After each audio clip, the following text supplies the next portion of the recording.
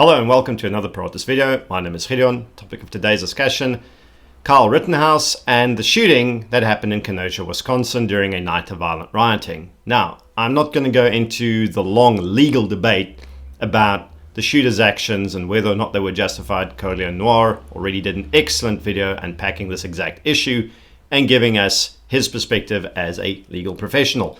So I've linked that in the descriptions. I've also linked it at the end of this video. So I recommend you rather go and watch that if you're interested in the legal side of things. I'll summarize it briefly. The shooter, Kyle Rittenhouse, acted justifiably and appropriately under the circumstances as things presently stand.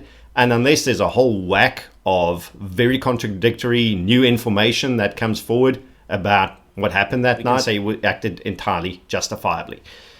Moving on from that, there are a whole bunch of people that have completely lost their collective shit about this incident, saying things like coming up with nonsense stories about the kid crossing the state line and he hunted people down and he executed them in the street and it was all premeditated murder and he shouldn't have been there in the first place. And cool, as a law-abiding responsible gun owner, I can categorically and emphatically state that the best place to be when violence goes down is somewhere else. And in fact, we try our level best to not be somewhere where violent things happen. And if we can see a situation deteriorating to a point of extreme violence, we do what we can to remove ourselves from that situation. Unfortunately, real life doesn't work like this. Violence very often finds you when you're busy minding your own business, and there is no opportunity to remove yourself from the situation, and you are forced to either become a victim or defend yourself against violent aggressors. And that's kind of what happened here. Sure, the kid should have stayed at home, but the same people who are getting on their moral high horse and foaming at the mouth about it do not say a single word about the rioters staying home. Here's the deal.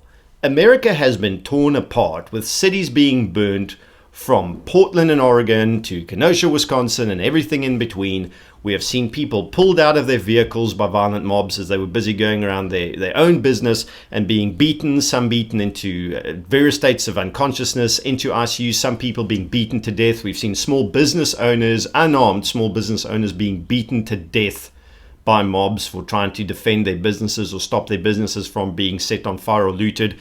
We've seen widespread acts of violent arson where courthouses have been burnt down, private property has been burnt down, cars have been set on fire, entire car dealerships have been set on fire, churches have been set on fire. I'm surprised that people haven't been set on fire, but I mean, that was clearly the intent on some of these arsonist acts. Shops have been looted and destroyed. People's personal businesses, livelihoods have been destroyed. People have been murdered. They've been shot to death, beaten to death, stabbed to death, strangled to death. It has been out of control mob violence across various cities in the United States for weeks. And one person defends themselves, and it hasn't been the first nor the only. There have been other cases of private defense happening as well in the United States, but every time it happens, the same idiots, the same crayon-eating, mouth-breathing, room-temperature IQ fuckwits go and blame the defender for being there. Now, newsflash, dickheads, how about the people doing all the fucking violence stay at home? There was, once upon a time, an opportunity to have a public debate about police reform in the United States, which is clearly a necessary debate to have, but the left squandered it.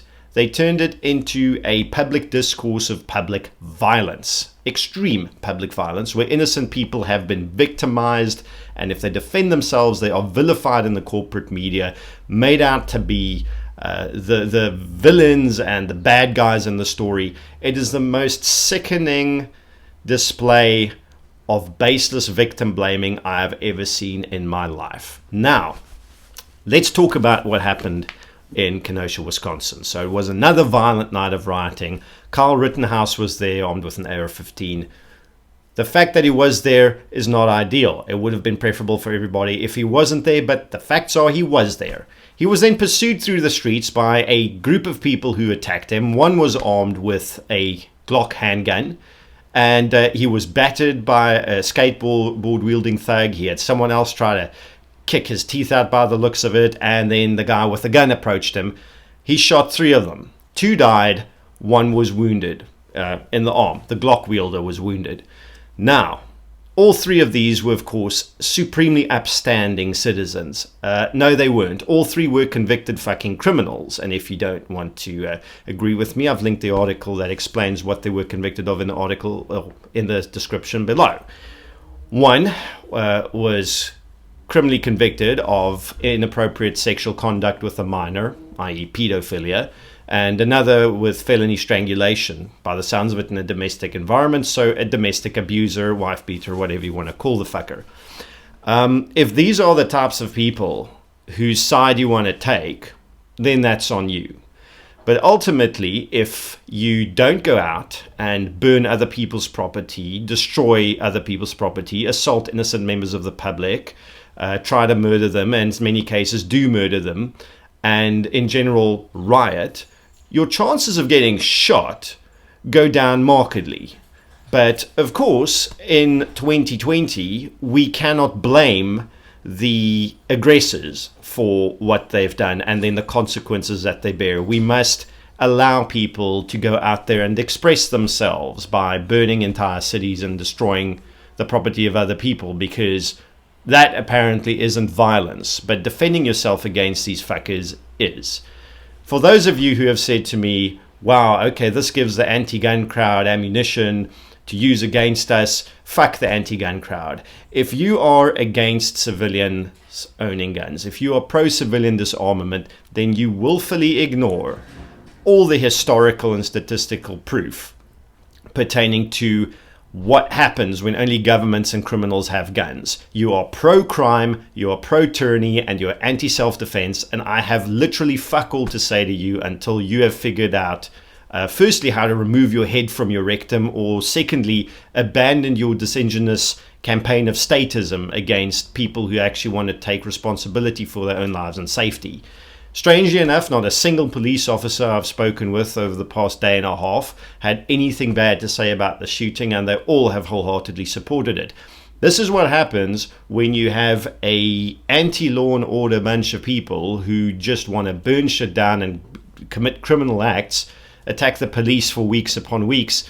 Ultimately, when these people get slaughtered, the authorities aren't going to feel too sad about it happening. Ultimately, this was all avoidable, and that's the true tragedy of what had happened. We now have a 17-year-old kid facing charges, even though his shooting was entirely justified. It has now been politicized. Fortunately, he's got good legal counsel and a good lawyer, and best of luck to him.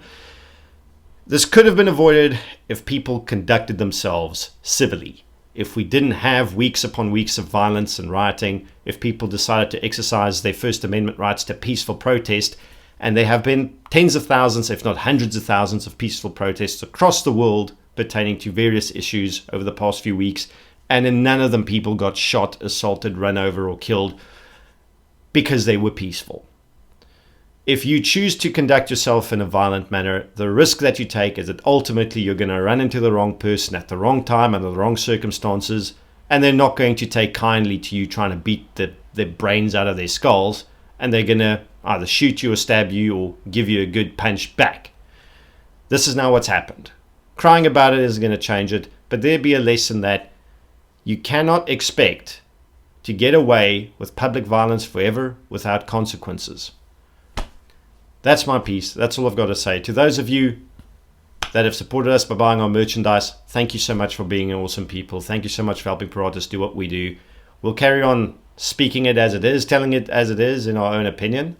And have a wonderful rest of your Saturday. See you guys all again soon. And stay safe.